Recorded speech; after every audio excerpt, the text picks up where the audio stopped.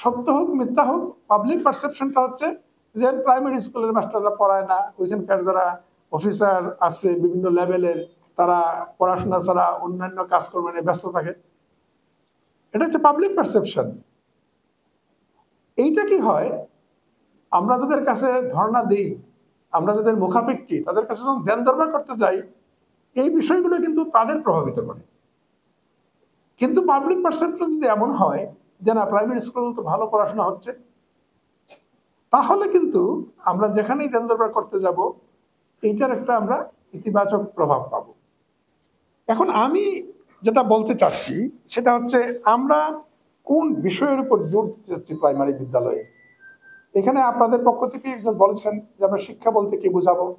শিক্ষা বলতে আমরা বোঝাবো একটা শিশুকে তার জীবনের উপযোগী করে গড়ে তোলা, এটি হচ্ছে শিক্ষা। এবং একটা শিশু জন্মের পর থেকে এই শিক্ষা সমাজে পেতে থাকে, প্রথমে পরিবারে এবং তারপরে সমাজের বিভিন্ন ক্ষেত্রে। আর প্রাইমারি স্কুলগুলো হচ্ছে শিক্ষার একটা বিশেষ ক্ষেত্র মাত্র।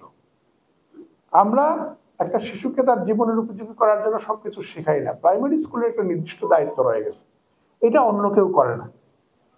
আর অন্য কেউ যেটা করছে সেটা প্রাইমারি স্কুল করে না।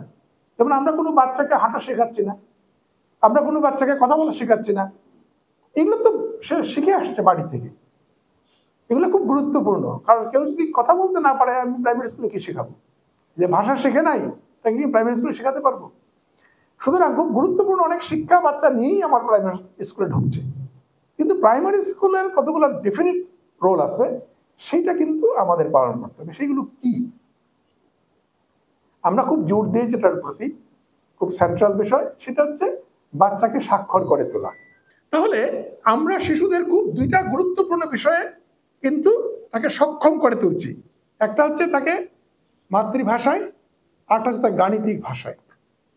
ফলে এটা হচ্ছে তার জ্ঞানগত দিক একটা শিশুর, এবং এটা আমরা প্রাইমারি স্কুলের একদম এসেনশিয়াল জিনিস, কোর জিনিস।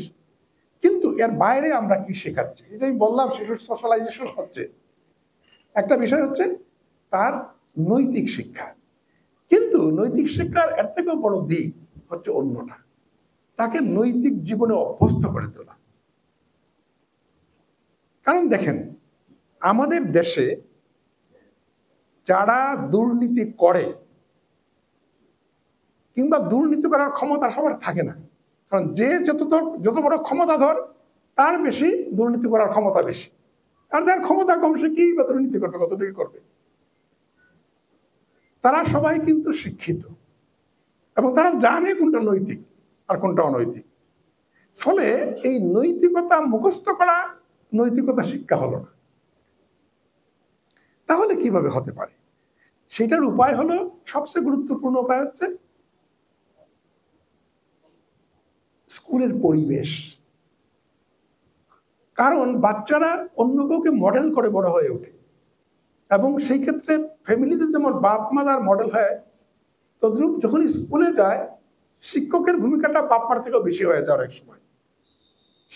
বাচ্চারা অনেক সময় বাপ মা যদি ভুল ধরে বলো তুমি জানো নাকি আমার টিচার এই কথা বলছে।